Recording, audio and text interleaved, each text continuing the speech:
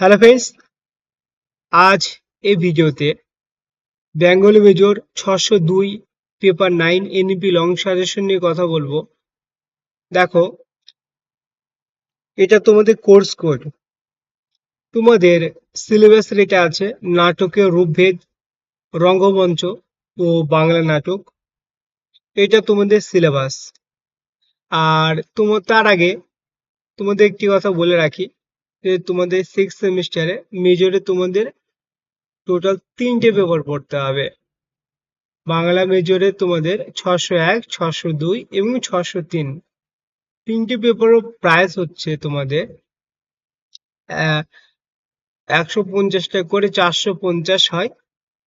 যদি যদি তোমরা 3টে সাজেশন একসাথে বাই করতে চাও তাহলে 400 টাকা পেমেন্ট করলে হয়ে যাবে। 400 টাকা পেমেন্ট করলে আমরা মেজরের 3টে পেপার পাঠিয়ে দেবো। আরো একটি কথা বলে রাখি, অনেকে সাজেশন বাই করে আর পরীক্ষার আগে কত কিছু ছাত্র আছে যারা মাইক্রো পিডিএফ নিতে চায়। তো আমরা দুই ধরনের পিডিএফ তোমাদের দেব। যদি তোমরা লিখে জানাও স্যার আমাদের মিনি মাইক্রো পিডিএফ লাগবে, তো সেটাও দেওয়া হবে। শুধু হোয়াটসঅ্যাপে এসএমএস করে জানাবে। আমরা এমনিতেই A4 সাইজের পিডিএফ দিয়ে থাকি। যদি কোনো ছাত্র যদি নিতে চায় মিনি মিনি মাইক্রো পিডিএফ, তো এসএমএস করলে মিনি মাইক্রো পিডিএফ দেবো। আহ, যদি 20টা পেজ হয় তাহলে তোমাদের, বা যদি 6টা পেজ থাকে মিনি মাইক্রো পিডিএফে এক পেজে চলে আসবে। হ্যাঁ, একটা পেজে 6টা করে করা আছে, ডিজাইন করা আছে। তো যাই হোক, এটা তোমাদের সিলেবাস।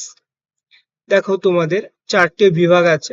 4টে বিভাগ থেকে কি কি প্রশ্ন উত্তর তোমাদের হচ্ছে সাজেশনে ইনক্লুড করা আছে সেগুলো সব দেখাবো। তো ভিডিওটি স্কিপ না করে কন্টিনিউ করতে থাকো।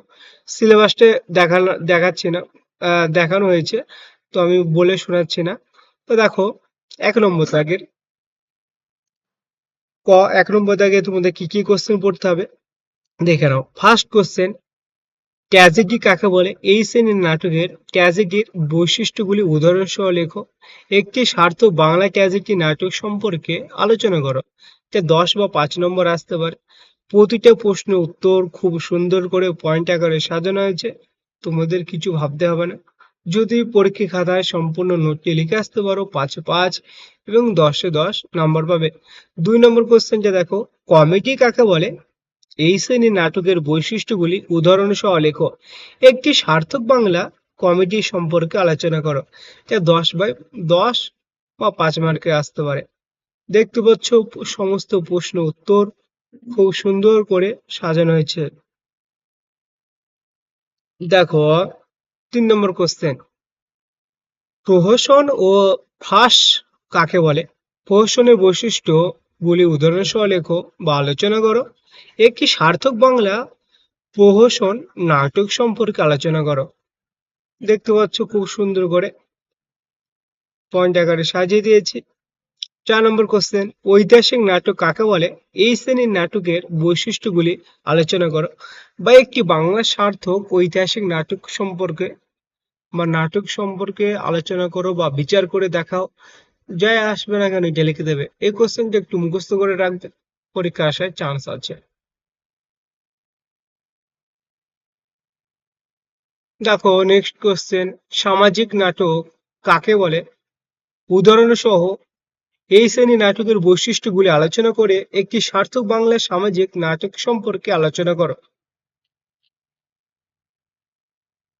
7 নম্বর কোশ্চেন দেখো, নাটক কাকে বলে? এই ধরনের কোশ্চেন গুলো আসে। এই 7 নম্বর কোশ্চেনটা একটু ভালো করে মুখস্থ রাখবে। আমি আমি দেখেছি এই ধরনের কোশ্চেন গুলো এক্সামে আসে। নাটক কাকে বলে? নাটকের বৈশিষ্ট্যগুলি আলোচনা করো।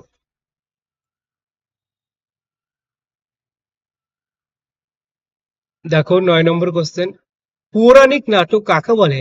পৌরাণিক নাটকের বৈশিষ্ট্যগুলি লেখো। 10 নম্বর কোশ্চেনটা দেখে নাও, আমি স্কিপ করে দেখাচ্ছি, অথবা দিয়েও আছে, তা তোমরা দেখে নাও। যদি এই সাজেশনটি বাই করো 150 টাকা পেমেন্ট করতে হবে। যদি 3টি পেপারের সাজেশন একসাথে কালেক্ট করো তাহলে তোমাদের 400 টাকা পেমেন্ট করলে 3টি পেপারের সাজেশন দেওয়া হবে। ঠিক আছে, তোমরা চাইলে দুই ধরনের পিডিএফ কপি নিতে পারো। দুই ধরনের যদি আমরা দিই, আপাতত A4 সাইজে পিডিএফ কপি দিই। কোনো ছাত্র যদি বলে যে না স্যার আমাদের মাইক্রো পিডিএফ চাই, তো সেটাও তোমাদের দেওয়া হবে।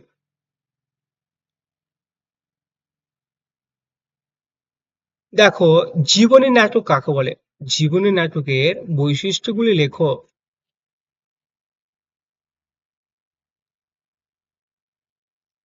10 নম্বর, ট্র্যাজেডি ও কমেডির পার্থক্য লেখো।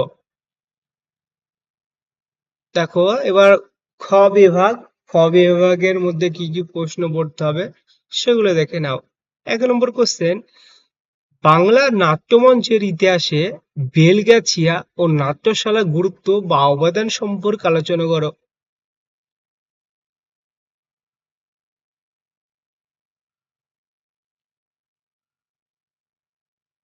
দেখো বেলগাছিয়া নাট্যশালার গুরুত্ব অবদান, যদি গুরুত্ব আসে বা অবদান যে যাই আসুক না কেন, এখানে ও দিয়ে ও বা স্ল্যাশ করে দেয়া আছে, যাই আসবে না কেন এটা লিখে দেবে গুরুত্ব বা অবদান।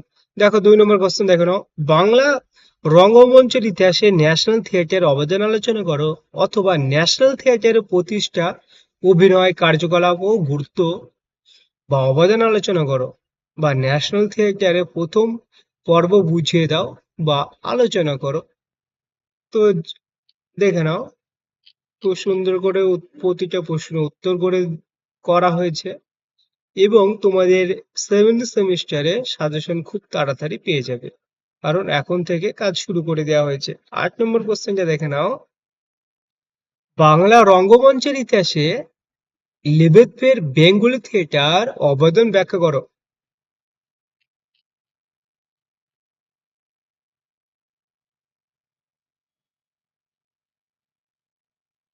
তো এই সাজেশনের প্রাইস মাত্র 150 টাকা, শর্ট প্লাস লং দুটোই দেওয়া হবে। দেখো গ বিভাগের কি কোশ্চেন দেখে নাও, নীল দর্পণ দীনবন্ধু মিত্র। তো ফার্স্ট কোশ্চেনটা দেখে নাও, নীল দর্পণ নাটকের সংলাপ রচনায় নাট্যকারের দক্ষতার পরিচয় দাও। দেখো এখানে দক্ষতার পরিচয় দেওয়া আছে, তো সেইভাবে করে তো এটা খুব সুন্দর করে সাজানো আছে। হ্যাঁ, তোমাদের কিছু ভাবতে হবে না, শুধু পরীক্ষা খাতে তোমরা লিখে আসবে, পুরোটা ফুল মার্ক পেয়ে যাবে। 2 নম্বর কোশ্চেন দেখে নাও, নীল দর্পণ নাটকের নাট্যকার ভদ্র চরিত্র অপেক্ষা ভদ্রতর চরিত্রের সৃষ্টিতে অধিক পারদর্শিতা দেখিয়েছেন, আলোচনা করো, অথবা ভদ্রতর চরিত্র সৃষ্টিতে দীনবন্ধু মিত্রের কৃতিত্ব ব্যাখ্যা করো।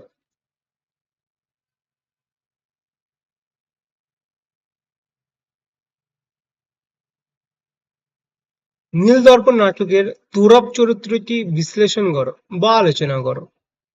এই কোশ্চেনটা একটু ভালো করে দেখে রাখবে।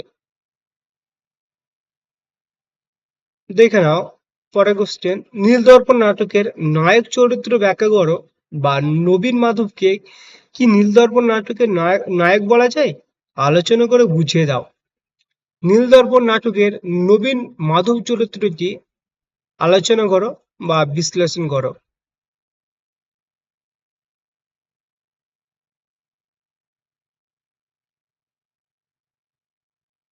নীলদর্পণ নাটকের সমাজ বাস্তবতার চিত্র কতটা ফুটে উঠেছে আলোচনা করো, অথবা নীলদর্পণ নাটকের সমাজচিত্র প্রতিফলিত হয়েছে আলোচনা করে বুঝিয়ে দাও। নীলদর্পণ নাটকের নামকরণের সার্থকতা আলোচনা করো।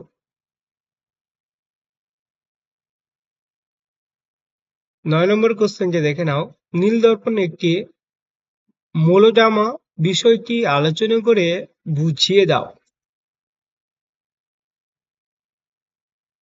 দেখো পরের কোশ্চেনটা দেখে নাও, নীলদর্পণ ট্র্যাজেডি কিনা বিচার করো, অথবা ট্র্যাজেডি নাটক হিসাবে নীলদর্পণ কতটুকু সার্থক, আলোচনা করো।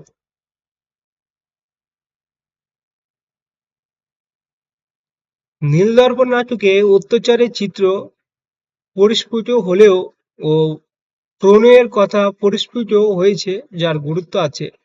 দৃশ্য দুটি আলোচনা করে তার গুরুত্ব নির্ণয় করো।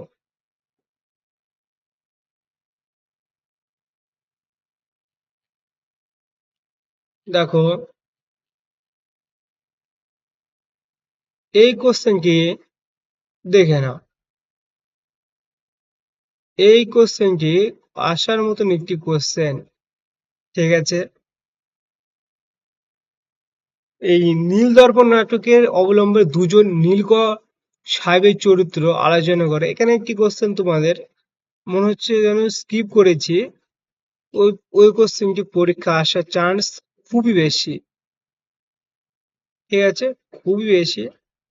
তো সাজেশনটি বাই করলে তোমরা সম্পূর্ণ সাজেশন পিডিএফ কপিটি পেয়ে যাবে, ঠিক আছে।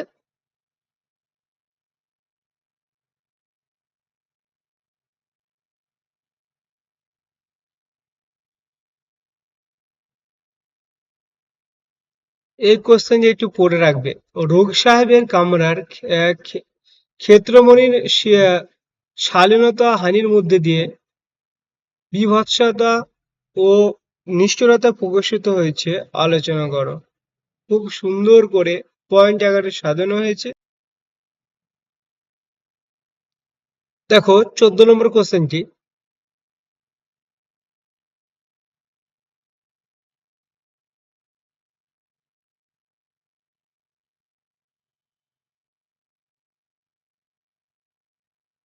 দেখো ঘ বিভাগ, মেবার পতন, দ্বিজেন্দ্রলাল রায়। ফার্স্ট কোশ্চেনটি দেখে নাও। দ্বিজেন্দ্রলালের নাটকগুলিতে কবি দ্বিজেন্দ্রলাল, নাট্যকার দ্বিজেন্দ্রলাল অনেককে ছায়াপ্রচ্ছন্ন ও নিষ্প্রভ করিয়া রাখিয়াছে, আলোচনা করো। তো কোশ্চেনটি দেখ, 1 নম্বর কোশ্চেন। 2 নম্বর কোশ্চেনটি দেখে নাও।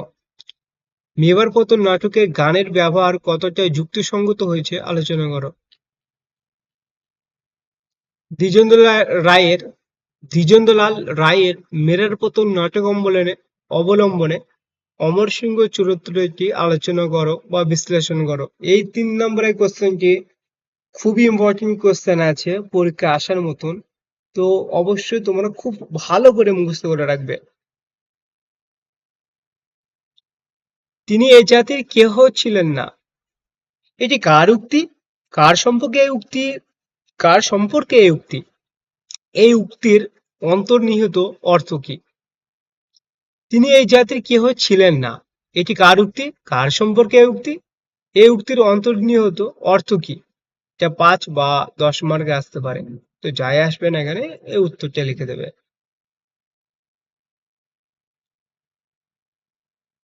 তো আমি এখানে ভিডিওতে কয়েকটি প্রশ্ন উত্তর স্কিপ করেছি।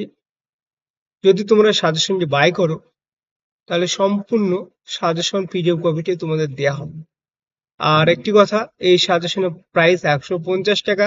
যদি 3টে পেপার একসাথে নাও তাহলে তোমাদের 400 টাকা পেমেন্ট করতে হবে। 400 টাকা পেমেন্ট করলে সম্পূর্ণ সাজেশন পিডিএফ কপিটি দেওয়া হবে। আর অনেক ছাত্ররা জিজ্ঞেস করতে যায় যে সাজেশনের পিডিএফ পেজ সংখ্যা কটি? 91। যদি এটা চলে আসে, মিনি মাইক্রো পিডিএফ হয়ে যায়, তাহলে কত পেজ হবে? 91কে 6 দিয়ে ভাগ করে নেবে, তাহলে উত্তর পেয়ে যাবে কয়টি পেজ হবে। তো আজ এই ছিল ভিডিওটি ভালো লাগলে অবশ্যই ভিডিওতে একটি লাইক করবে। Thank you for watching this video.